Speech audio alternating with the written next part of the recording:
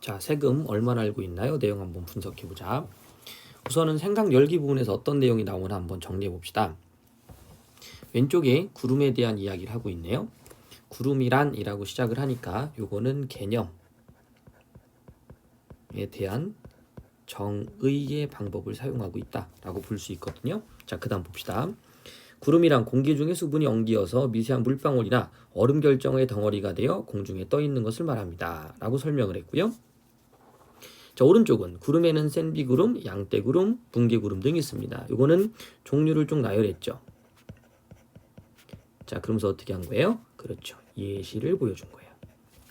자, 이런 부분들이 설명 방식의 한 예다라고 생각해 보시면 될 것 같습니다. 뒤에 가서 설명 방법에 대한 이야기가 좀 나올 거니까 이건 따로따로 정리 한번 해주시고 따로 우리 시험 대비 문제로 나눠줄 거니까요. 그때 정리 한번 해보시면 될 것 같아요. 자, 밑에 가보죠. 두 사람의 설명 방법에는 어떤 차이가 있는지 말해봅시다. 자, 설명 방법의 차이.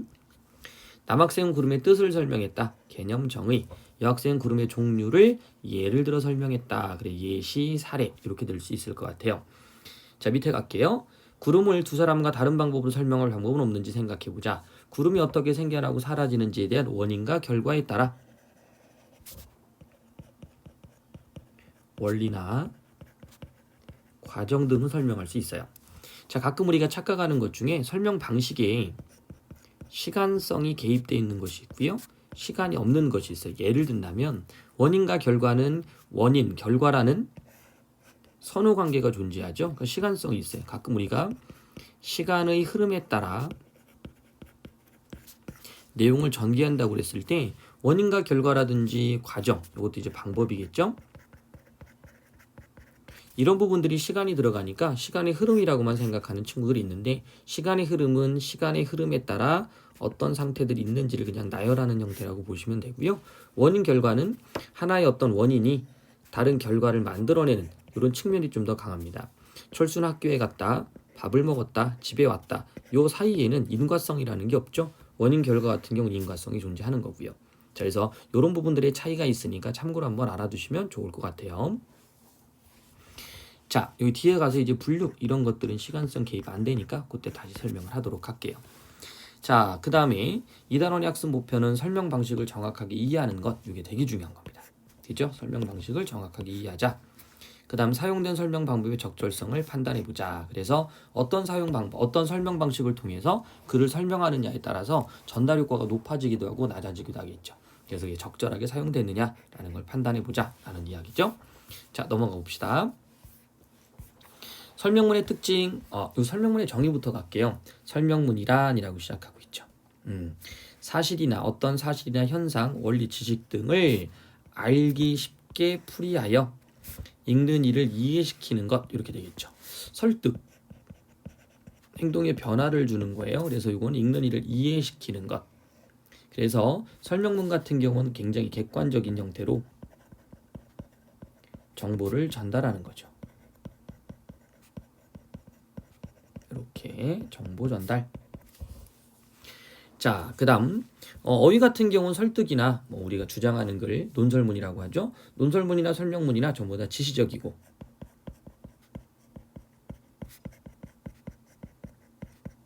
사전적인 어휘를 사용해야 되는 거예요. 참고로 알아두시고요.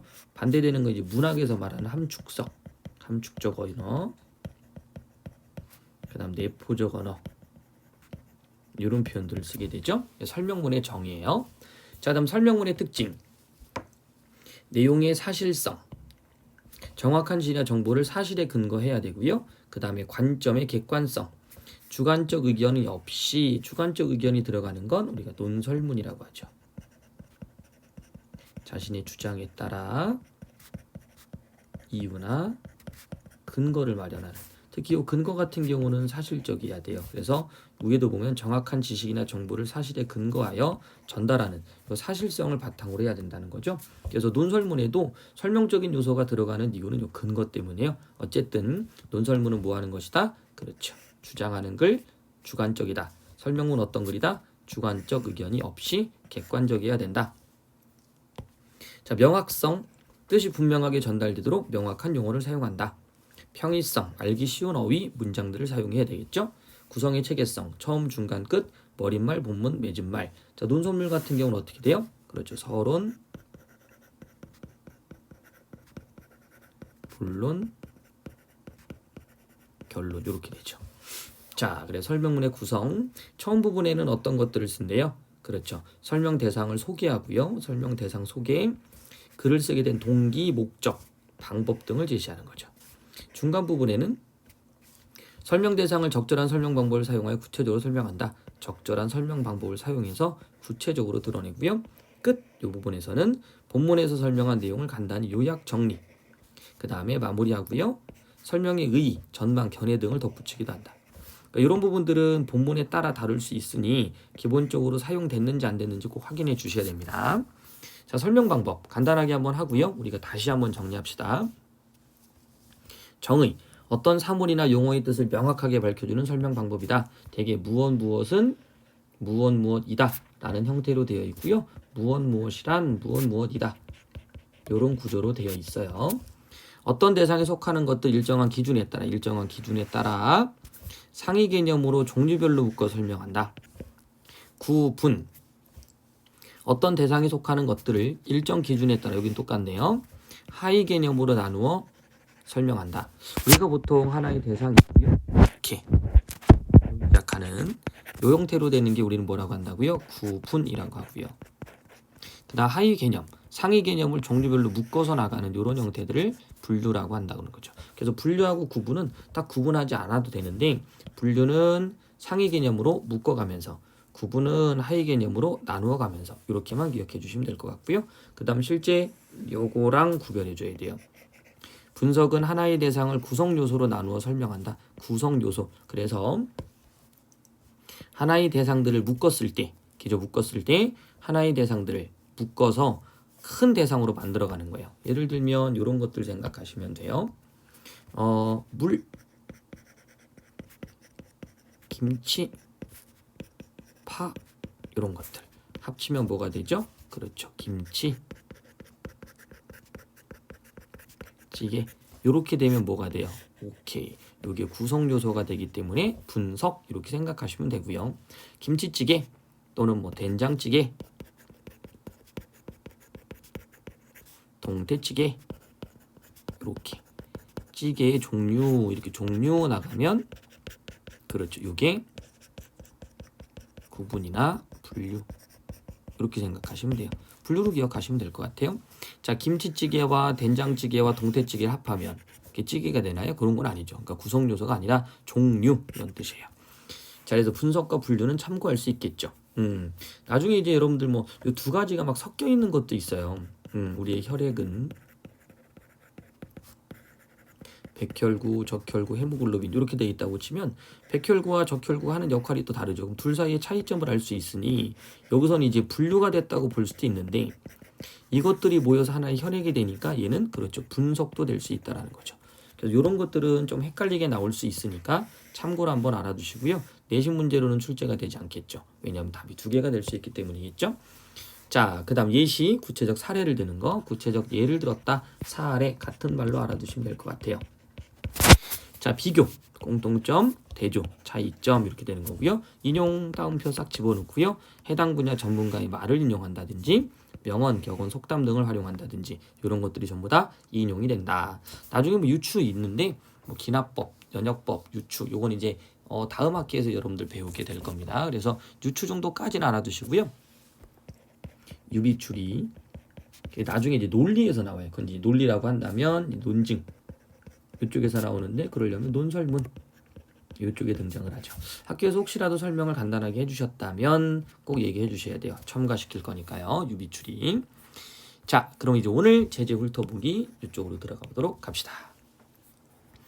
세금 얼마나 알고 있나요? 해제, 이 글은 세금의 뜻 나오고요. 정의, 그 다음 총류, 분류, 직접세와 간접세의 장단점, 비교, 대조. 됐죠? 여러 가지 설명 방법, 예시 같은 것도 나오겠죠. 알기 쉽게 설명한 설명문이다. 설명문, 객관적, 해설적, 제재는 세금이고요. 주제는 세금의 종류 및 직접세, 간접세의 장단점. 자, 특징, 구체적 사례를 통해 세금의 개념을 설명하고요. 자, 이런 것도 이제 나중에 구체적 사례가 실제 개념에 나와 있는지, 직접세, 간접세의 장단점을 구분할 때 나오는지 참고해 주시고요. 세금의 종류를 분류, 구분의 방법으로 체계적으로 제시했다. 직접세, 간접세를 비교 대조하여 대상의 특징을 밝히고 있다. 자, 그럼 전체적으로 한번 읽어보고요. 그 다음에 직접세, 간접세에 대한 분류가 좀 필요하기 때문에 나중에 이제 학습활동 여기 들어가서 세금의 종류와 장단점에 대한 요약 이것들을 전부 다 공부해 주셔야 돼요. 생각보다 암기할 내용들이 좀 많이 있습니다. 여기까지 정리해 주셔야 돼요. 자, 경제 파트는 나중에 고등학교 올라가서 수능에 그죠? 많이 나오기 때문에 참고 한번 해주시고요. 앞에 부분, 처음 부분은 간단하게 좀 인식해 주시면 돼요. 자, 봅시다.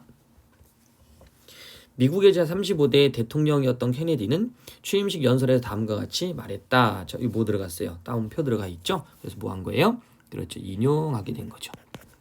자, 서론 부분에 이렇게 유명인들의 말을 인용하거나 구체적 예시를 주게 될 경우에는 이런 부분들 쓰인다는 거 알아두세요. 독자의 관심을 유발한다. 됐죠? 그 다음에 뒤쪽에 가면 국민의 의무인 세금 납부의 필요성을 강조하기 위해서 유명인의 말을 덧붙였다라고 보시면 돼요. 이렇게. 그럼 가봅시다.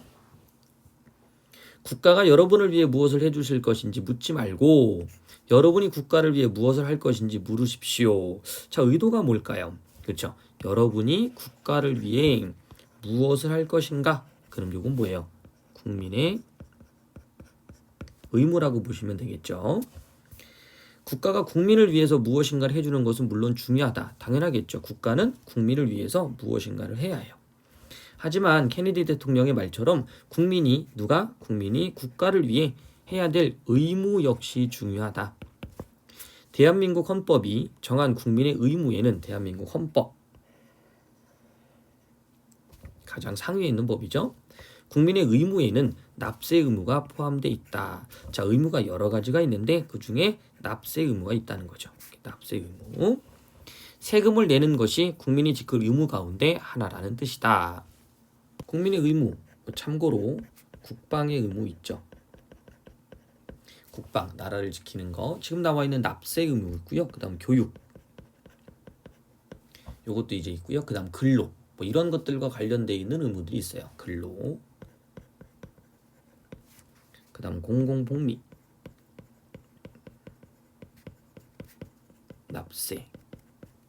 이런 것들이 등장을 하게 되는데 뭐 이런 것들과 관련해서 이제 재산권 행사와 관련이 있겠죠. 공공복리에 대한 기저 재산권 행사 또는 뭐 환경 보전 이런 거. 기저 이건 재산권. 그다음에 환경 보전. 이 중에서 이제 우리가 국방의 의무, 국방. 그다음에 근로. 그다음 교육. 그다음에 납세. 요것이 이제 국민이 지켜야 될 4대 의무 이렇게 생각하시면 될 것 같고요. 환경 보존의 의무나 환경 보전, 그 다음에 공공복리한 재산권 이런 부분들은 그렇죠. 뭐 국민의 의무 6개 뭐 이렇게 아마 여러분들 배웠을 것 같아요. 근데 이제 여기서 중요한 거는 국방의 의무하고 납세 의무를 제외하면 참고로 그죠?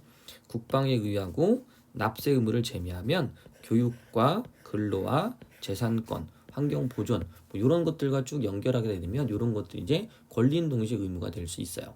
됐죠? 한번 참고로 한번 알아두시고요. 자, 어쨌든 이건 뭐 참고고요. 뒤에 한번 넘어가 봅시다. 그럼 세금이란 무엇일까? 자, 이렇게 의문형으로 시작해서 바로 뒤에 답을 또 이어져서 줄 겁니다. 이런 것들이 대상에 대한 설명을 할 때 독자의 주의를 환기한다. 그 다음에 설명 대상을 명확히 한다 라고 보시면 돼요. 우리나라를 지키고 여러분이 안심하고 학교에 다닐 수 있으려면 많은 돈이 필요하다. 나라의 재정 상태. 그죠? 이런 게 좋아져야 돼요. 그래서 그때는 돈이 많이 필요한 거죠. 이러한 돈은 국민이 내는 세금을 마련한다. 그러니까 국민이 내는 세금으로 마련한다. 그러니까 모든 세금으로만 다 하는 게 아니고요. 돈을 또 벌기도 하죠. 국민이 내는 세금으로 마련한다. 즉 세금이란 국가가 나라 살림을 잘 꾸려나갈 수 있도록 국민이 법에 따라 내는 돈이다. 이거 기억해요. 국민이 법에 따라 내는 돈이에요. 됐죠? 그래서 이건 정의 이렇게 보시고요. 그럼 국민이 내는 세금은 주로 어디에 쓰일까? 그 쓰임에 대한 이야기네요. 정부가 많은 일을 하는 것은 대부분 알고 있을 것이다. 먼저 첫 번째 쉽게 볼 수 있는 것이 도로를 건설하거나 여러 공공시설을 짓는 일이다. 도로 건설, 그 다음 여러 공공시설. 나라를 지키는 국방, 국민의 안전과 질서를 유지하는 치안, 정부가 하는 일이다. 여러분이 받는 교육은 말할 것도 없다. 5번째. 아까 이제 세부적으로 나눠서 그래 요거. 그래서 이제 여기랑 좀 다르죠. 정부에서는 중학교까지 무상교육을 하도록 지원하며 무상은 아니지만 고등학교나 대학교도 지원은 한다. 건강보험 같은 이런 거 같은 사회보장제도도 정부가 운영한다. 그러니까 이렇게 사회보장제도라고 나오죠. 앞에 뭐뭐 같은이라고 하면 이것도 예시가 될 수 있어요. 됐죠? 그럼 전체적으로 다 예시긴 하고요. 그 다음 쭉 열거 했죠. 됐죠? 열거 이렇게. 이러한 많은 일을 하기 위해 세금이 꼭 필요하다. 세금의 필요성을 알려주고 있네요. 그래서 국민이 내는 세금은 주로 어디에 쓰인다? 1, 2, 3, 4, 5, 6 여기까지 쓰이고요. 그래서 꼭 세금은 필요하다라는 이야기를 한 거죠. 자, 그 다음 넘어가 볼게요. 세금에는 여러 종류가 있다. 먼저 세금은 누가 걷어들이냐에 따라 세금을 걷는 주체입니다. 이 세금을 우리가 이제 다른 사람한테 내라고 할 때는 징수라는 말을 써요. 징수 단어 좀 알아두고요. 누가 걷어들이냐에 따라서 크게 국세와 국세, 그 다음에 지방세로 나뉜다. 이렇게 국세, 지방세. 국세는 중앙정부 기관인 국세청과 관세청에서 걷는 세금이고, 자 다시 국세는 중앙정부 기관인 중앙정부기관이에요. 바로 국세청, 그 다음 또 하나는 관세청 이렇게 나뉘었습니다. 자, 머릿속에 기억합시다. 국세, 중앙정부기관, 국세청, 관세청. 지방세는 지방자치단체에서 걷는 세금이다. 이렇게 나뉘어졌네요. 자, 우리가 이거 외울 수 있을 것 같아요. 자, 다시 한번. 재정 수입을 위해서 국가가 징수를 합니다. 이렇게 부과하거나 징수를 하게 되는데 누가 걷어들일 것이냐? 국세, 지방세. 그래서 국세는 중앙정부기관인 국세청과 관세청에서, 지방세는 지방자치단체에서 걷는 세금이다 라고 우리가 분류되겠네요. 자, 따로 이렇게 한번 써놔요. 국세는 국세청과 관세청, 지방세는 노트에 따로 표기해야 돼요. 지방자치단체.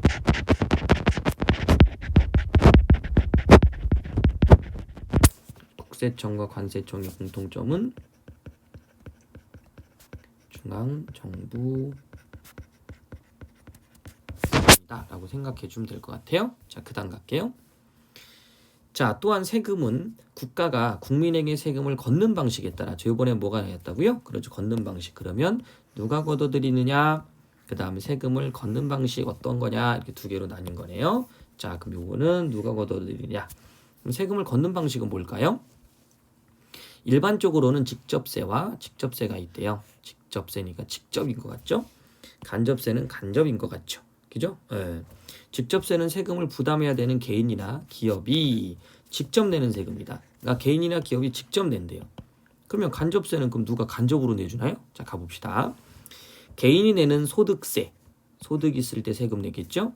재산 있을 때 세금 내겠고요. 상속 있을 때 세금 내겠죠. 그럼 개인은 돈 벌 거고요. 그럼 재산은 당연히 생길 거고요. 누군가에게 돈을 또 받을 수도 있으니까. 그리고 기업이 내는 법인세, 기업은 법인세를 낸대요. 법인세. 기업은 법에 의해서 재산권을 행사할 수 있는 어떤 권리가 주어집니다. 그걸 우리는 뭐라고 하냐면, 좀 어려운 말이에요. 그냥 참고로 알아주세요. 법인격이라고 하는데요. 그것을 갖는 회사가 바로 법인인 거예요. 됐죠? 그러면 법인도 재산권에 대한 행사가 있으니까 재산권, 돈이 있잖아요. 그죠? 이렇게 재산. 그럼 그것에 대한 세금을 내야 되겠죠. 그래서 재산세라고 하면 또 헷갈리니까 이때는 법인이 갖고 있는 돈에 대한 세금 이렇게 생각하면 될 것 같아요. 됐죠? 자, 그러면 개인이 내는 것, 기업이 내는 것, 이렇게 두 가지로 뭐가 됐죠? 분류가 됐고요. 그 안에 소득세, 재산세, 상속세 또 나오니까 분류 이렇게 가시면 될 것 같네요. 이와 달리 간접세는 간접적인 세금이 있나 보죠? 실제로 세금을 부담하는 사람과 그 세금을 직접 내는 사람이 서로 다른 세금이에요. 그러니까 직접은 직접, 그러니까 내가 소득이 있다. 그럼 내가 내면 돼요. 근데 간접세는 실제로 세금을 부담하는 사람이 있고 그 세금을 내는 사람이 다르다라는 거죠. 예를 들어주네요. 여러분이 문구점에 가서 학용품을 샀다고 해보자. 산 물건의 영수증을 살펴보면 물건값에는 부가가치세라는 세금이 포함되어 있을 것이다. 부가가치세. 가치가 부가되나요? 하여튼간 이 부가가치세. 우리 조금 비문학할 때 항상 했던 거니까 부가가치세라는 세금이 포함되어 있을 것이다. 그러니까 여러분들은 세금을 직접 세무서에 내는 것이 아니라 물건 구매라는 간접적인 방식으로 부담하는 것이다. 이해가 좀 안 가죠? 자, 세금을 직접 세무서에 내는 것이 아니라, 자, 그러면 다시 갑니다. 위에 나와 있는 이 부분은 그러면 직접 세무서에 낸다는 뜻일 거고요.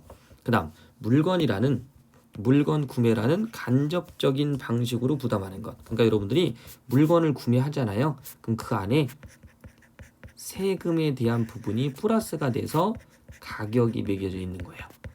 됐죠? 네, 그래서 원래 가격이 400원이었다. 그럼 거기에 부가가치세가 첨가돼서 440원 이렇게 된다는 얘기죠. 그냥 이런 느낌이에요.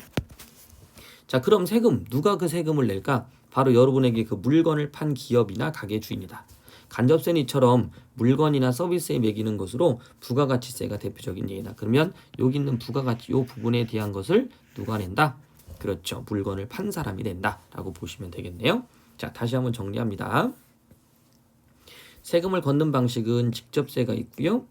그 다음 간접세가 있다. 직접세는 뭐예요? 직접 세무서에 가서 내시면 돼요. 누가 내는데요? 개인이 내고요. 그 다음에 기업이 내는 게 있대요. 개인은 자기가 소득, 그렇죠. 돈 벌면 소득 생길 거예요. 그럼 재산도 생길 거고요. 상속받으면 상속세도 내면 돼요. 기업은 어떻게 됐어요? 그렇죠. 재산을 얻을 수 있는 그 회사가 있다고 그랬죠. 그 뭐라고 그랬어요? 법인. 이렇게 기억하면 좀 편할 것 같아요. 기업도 인격이 있다. 법인 이렇게. 됐죠. 그래서 법인세를 낸다는 뜻이겠죠. 자, 간접세는 누가 내요? 그렇죠. 사람들이 물건을 사는데 그 물건을 사면 그 물건에 부가가치세가 있대요. 자, 이 부가가치세는 물건을 판 사람들. 됐죠. 그래서 누가 된다고요? 그렇죠. 앞에 기업이라든지 그 다음에 가게 주인. 이렇게. 그런데 이 부가가치세는 가게나 기업이 직접 내긴 할 겁니다. 그죠? 그런데 이것을 누가? 그렇죠. 소비자가 그 가격 부담을 하는 거죠. 됐나요? 그래서 세금은 누가 낸다? 자, 다시 올라가 볼게요. 자, 부가가치라는 셈 포함되어 있다. 그죠? 여러분은 세금을 직접 세무서에 내는 것이 아니라 물건 구매라는 간접적인 방식으로 부담. 됐죠? 여러분들이 가격 부담 하시고 얘네들이 가서 세금 낼 때보다 포함시켜서 내나 보죠. 됐나요? 부가가치세. 자, 그 다음 단어들은 좀 알아두세요. 부가가치세 여기도 나오니까 국세 하나. 거기에 단계별로 상품이나 용역에 서로 부과하는 가치. 새로 부과하는 가치래요. 그죠? 예. 곧 이익에 대해서만 부과하는 일반 소비세로 우리나라에서는 요때부터 자, 이익에 대해서만 부과한다. 됐죠? 일반 소비세다. 그러니까 이익인 거니까 부과되는 가치 뭐 이런 뜻이니까 이익에 되는 뭐 이런 식으로 이해하면 될 것 같아요. 부가가치세. 자, 그다음 그러면 직접세와 간접세 중에서 어느 것이 더 나은 방식일까? 자, 이때 또 방식의 또 공통점 차이점을 또 이야기하네요. 직접세는 직접 걷는 거죠. 소득이나 재산에 따라 누진적으로 적용되는 경우가 많다. 그러니까 소득이 계속 늘어나면 그것에 대해 누진 쌓인다 이 뜻이겠죠. 재산이 계속 쌓이면 그것도 누진하겠죠. 자, 소득이 높은 사람은 세금을 많이 내고 소득이 낮은 사람은 적게 내기 때문이다. 그러니까 많아지면 많이, 재산도 많아지면 많이. 근데 뭐 많아진다고 하더라도 뭐 이렇게 내겠죠. 어떤 구간들을 결정할 수도 있어요. 그 다음에 특정 대 가격대 이상으로 넘어갔을 때 그때 세금이 많이 올라가는. 됐죠? 뭐 이런 식으로. 그러니까 비등비등하게 나뉘어진 게 아니라 실제 내가 뭐 100만 원을 번 것과 110만 원을 번 것하고 10억을 번 것과 또는 110억을 번 것과 100억을 번 것 이런 차이들이 좀 있을 거예요. 그러니까 요 안에 구간별로 나눠서 이걸 누진으로 이제 그 가격대를 좀 맞춰놨다든지 뭐 이렇게 해놓겠죠. 어쨌든 요 안에도 어떤 규칙이 있을 거예요. 참고를 한번 해주시고요. 누적된다.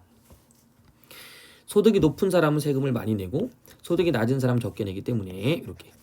따라서 직접세는 소득 격차를 줄이는 기능을 한다. 왜냐하면 이 사람은 조금 내고요. 요만큼을 내고 이 사람들은 요만큼을 내고 이 사람은 이만큼을 내는 거죠. 그러니까 이렇게 돼서 이 부분을 다시 어떻게 해요? 복지라든지 공공시설에 사용하는 데 쓴다고 그랬죠. 그러면 이 복지는 어떻게 돼요?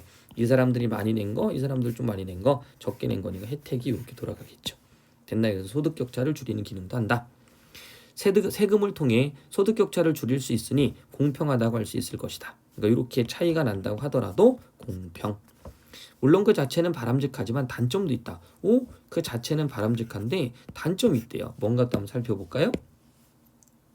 소득이 높은 사람에게 세율을 높이면 세금을 내는 비율을 높이는 거예요. 그러니까 예를 들면 똑같은 돈이라고 하더라도 이 사람 뭐 1%, 넌 2%, 얘는 3% 이렇게 세율을 높이는 거죠. 세금에 대한 비율입니다. 그들이 열심히 일하는 의욕을 이룰 수 있기 때문이다. 왜? 야, 이렇게 되겠죠. 뭐 좀 이해가 안 갈 수도 있지만 예를 들면 어떤 사람이 10억을 벌었는데 10억까지는 세율을 2% 주고요. 11억까지는 만약에 3%를 줬다. 그럼 이 사람은 1억을 더 벌려고 할까요? 아니죠. 이렇게 내려갈 겁니다. 자, 그럼 전체적으로 이 사람이 세금을 단 2%로 내기 위해서 이 사람 얼마? 10억. 이 사람도 10억이니까 사회적 비용은 20억 되겠죠. 근데 만약에 이 사람이 세금을 좀 낸다고 하더라도 1% 내가 돈을 벌면 총 합은 얼마 돼요? 21억이 되죠.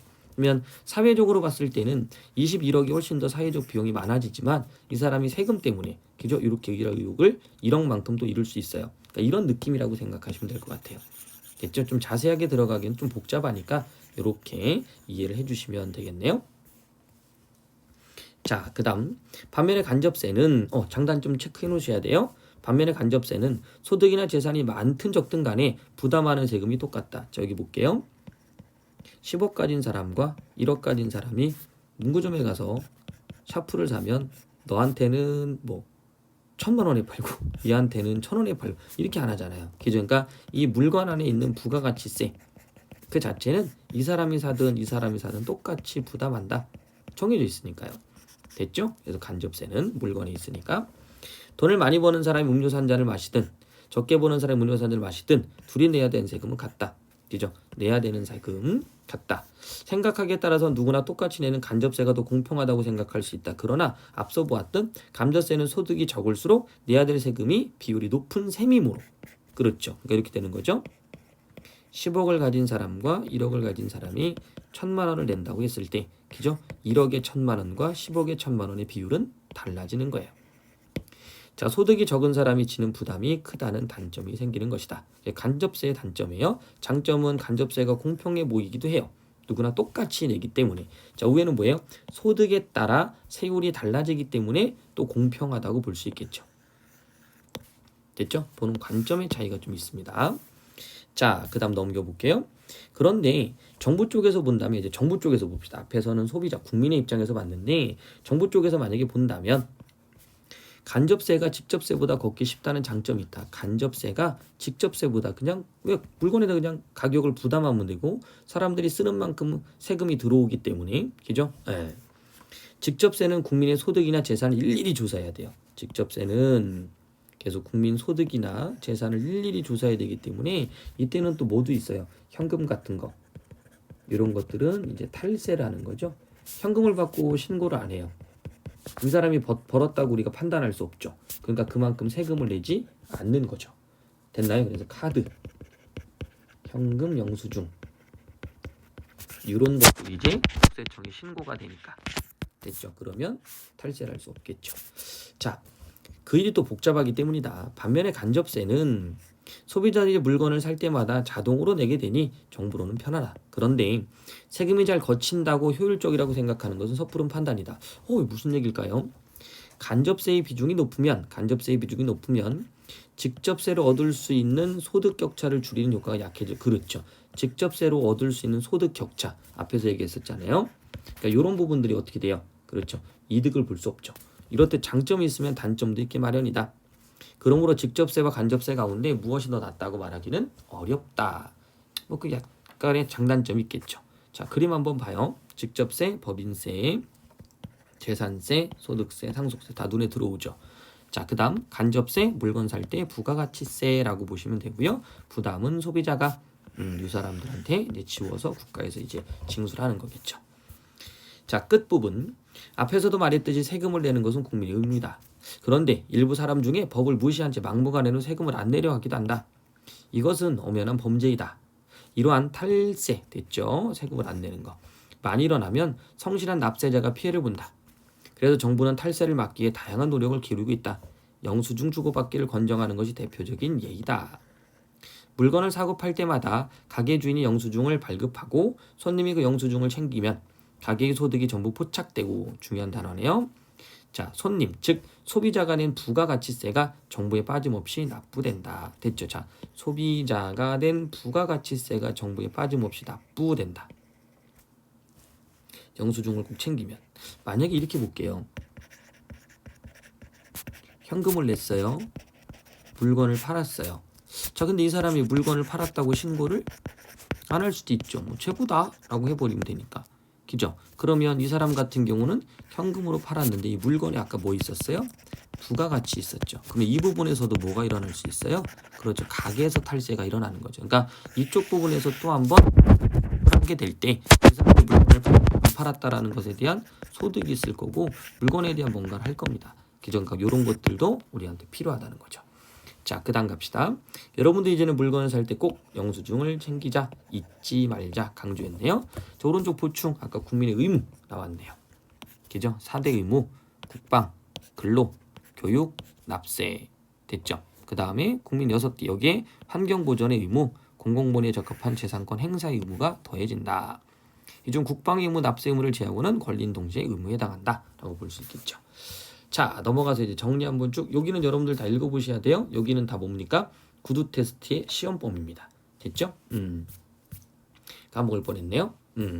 이쪽 부분은 제가 설명을 안 한 이유는 여러분들이 쭉 읽고 우리 시험 피드백 날 구두 테스트 하잖아요. 구두 테스트의 시험범위니까 꼭 읽어주셔야 돼요. 정리 다 해주셔야 되고요. 꼼꼼하게 물어볼 거니까 당연히 오른쪽 문제까지 다 풀어서요. 여기도 마찬가지로 구두 테스트 범위. 여기도 구두 테스트 범위 몇 쪽이죠? 167. 여기도 구두 테스트의 범위 169. 됐죠? 맨날 시험 보면 또 몰랐어요 또 이런 친구 있으니까 꼭 정리해 주시기 바랍니다. 자, 학습활동 정리 한번 해볼게요. 처음 부분, 그렇죠. 관심 유발 및 설명 대상 소개. 케네디 대통령 일화 소개함으로써 기죠, 호기심 유발하고요. 납세 의무는 국민이 지켜야 될 의무 중 하나다라는 필요성 제시하고 있고요. 중간 부분 대상에 관한 구체적 설명, 그렇죠. 종류, 뜻, 그 다음에 하는 일이 어떤 것인지, 그 다음에 종류는 어떤 것인지 이렇게 쭉 얘기했었고요. 그 다음 마지막 탈세를 막기 위해 정부도 노력하고, 정부, 그 다음에 우리도 노력하자, 이렇게 두 가지다. 됐습니까? 자, 그 다음 뭐 사례나 요 설명들 요건 아마 다 알 것 같고요. 기준 분류 나온 거요. 누가 걷어들이느냐, 세금을 걷는 방식은 무엇이냐, 이렇게 나눠서 정리해 주시면 되겠어요. 종류 뭐 다 됐죠 여기는. 그죠? 그렇게 해서 문제 풀어주시고 정리해 주시면 될 것 같습니다. 자, 여기까지가 세금에 대한 이야기니까 체크 한번 해주시고요. 다시 한번 우리가 또 한번 정리할 거니까 예습으로 꼭 반드시 정리해 주시면 좋을 것 같습니다.